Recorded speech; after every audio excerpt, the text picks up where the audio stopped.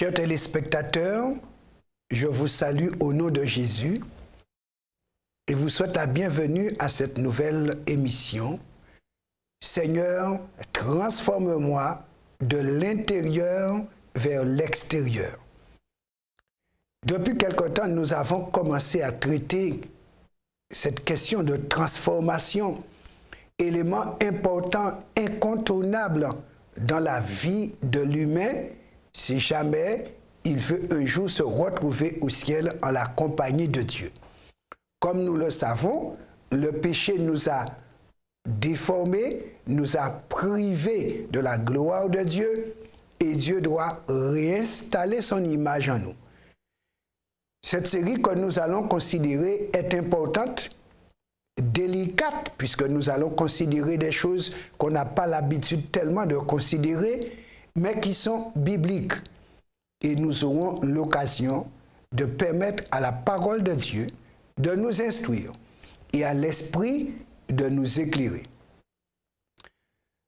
La Bible annonce le jour où Dieu se lèvera pour effrayer les habitants de la terre. Avant ce jour terrible, il faut réviser son échelle de valeur, sinon on sera surpris. Nous allons lire dans Ésaïe chapitre 2, versets 12 à 22 pour voir ce que Dieu lui-même nous en dit.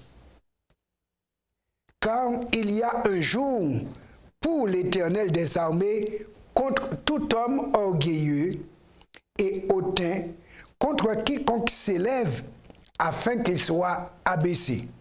Nous soulignons la notion d'orgueil. L'orgueil peut être dissimulé, mais présent. Et c'est un poison dangereux pour la vie spirituelle.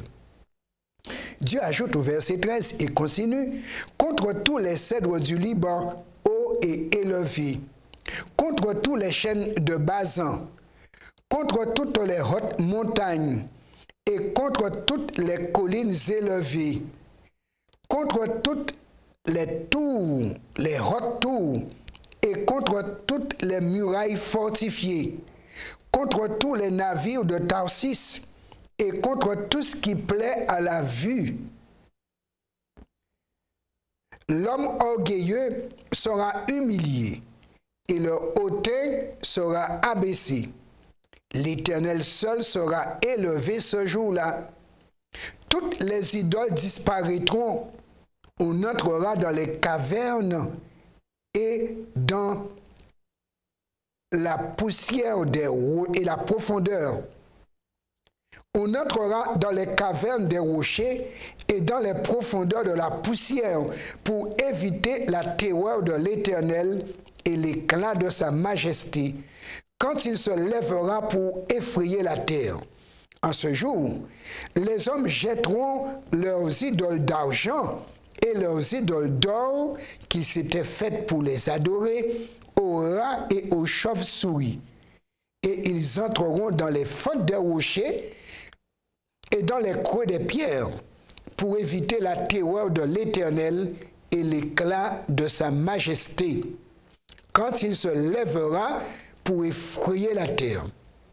Cessez de vous confier en l'homme, dans les narines duquel il n'y a qu'un souffle, car de quelle valeur est-il? Dans ce passage, Dieu présente de nombreux éléments à considérer, mais tout au long de cette série, nous allons les voir au fur et à mesure. Nous allons les voir au fur et à mesure. Il est question d'orgueil, il est question d'idolâtrie, il est question de ce qui plaît à la vue, il est question de confiance en l'humain, il est question de fausse sécurité, il est question du retour de Jésus, de la fin du monde, et aussi il est question de se trouver vivant après que l'Éternel se sera levé pour effrayer les habitants de la terre.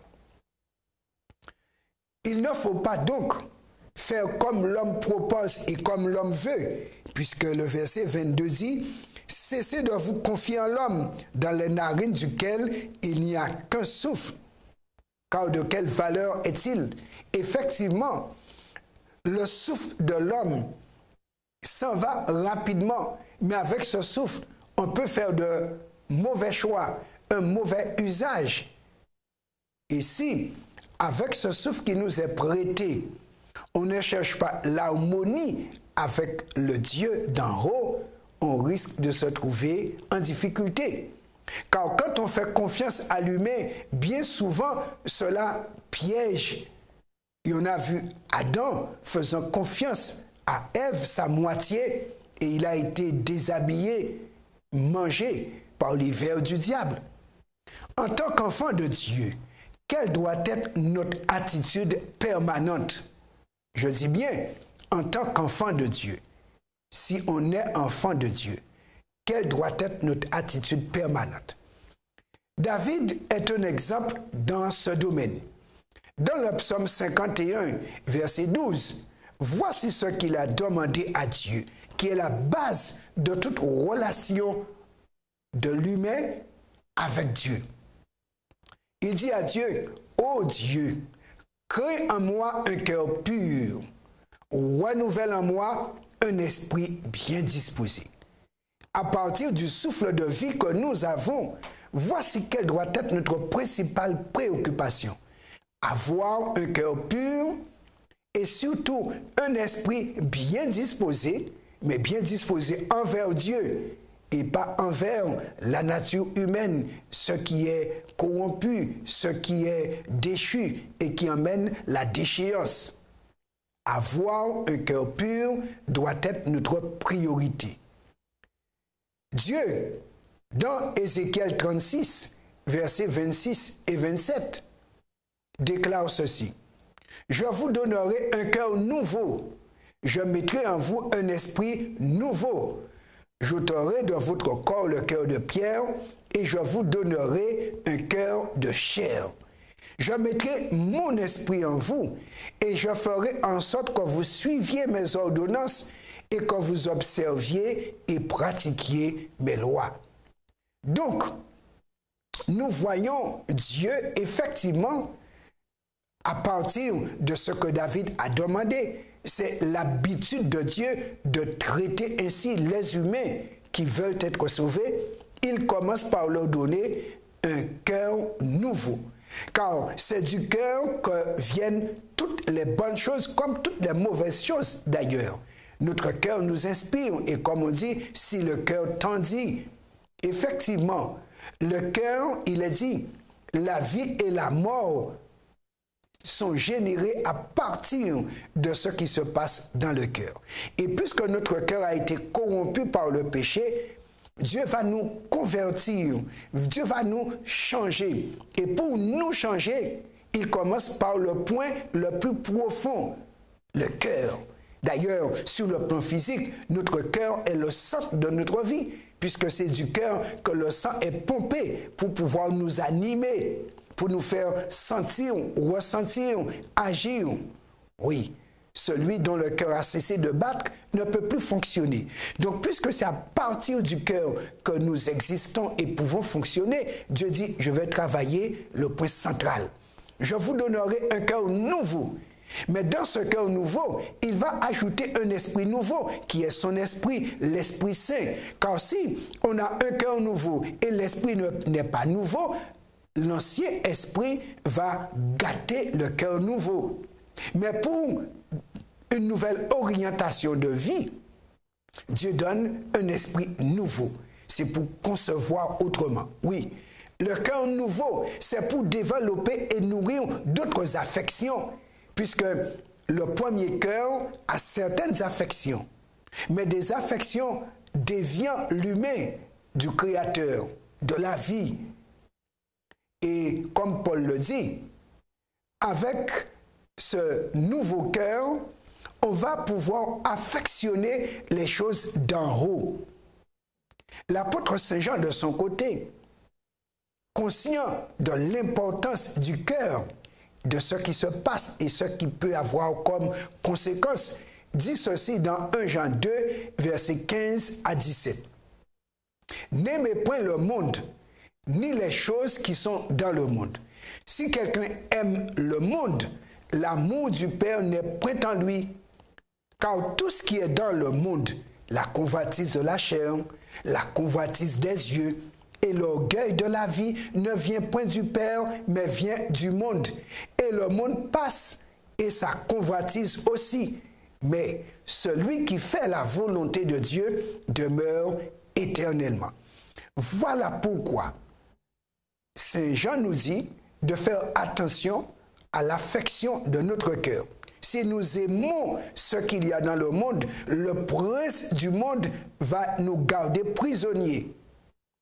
Et voilà pourquoi Dieu nous donne un esprit nouveau. C'est son esprit. C'est pour ne pas aimer les choses d'en bas, pour les considérer comme Dieu les considère, pour ne développer aucun lien avec l'en bas, pour ne tisser aucune relation avec le prince de ce monde, mais pour développer une relation profonde, vraie et sincère avec le Dieu d'en haut. Il est bien dit, si quelqu'un aime le monde, l'amour du Père n'est point en lui. Ce qui veut dire, au niveau du cœur, on ne peut avoir deux amours pareils. Aimer Dieu, aimer ce monde, ce sont des amours incompatibles. Aimer l'en haut et aimer l'en bas, non. Les deux ne fonctionnent pas. Et c'est pourquoi, lorsque nous nous donnons à Dieu, il commence par changer le cœur, changer les dispositions, changer les orientations pour que nous puissions cesser d'aimer l'en bas et ce qui est d'en bas pour aimer ce qui est en haut et aimer le Dieu d'en haut. Car effectivement, en bas est organisé autour de trois convoitises. Convoitise de la chair, convoitise des yeux et l'orgueil de la vie. Et tout dans ce monde tourne autour de ces trois piliers. Et si jamais on est coincé dans l'un des piliers, on restera à terre parce qu'on ne pourra pas décoller le moment venu. Et comme il est dit, cessez de vous confier en l'homme, en ce qui est d'en bas, parce que ce qui est d'en bas ne peut nous faire rester qu'en bas.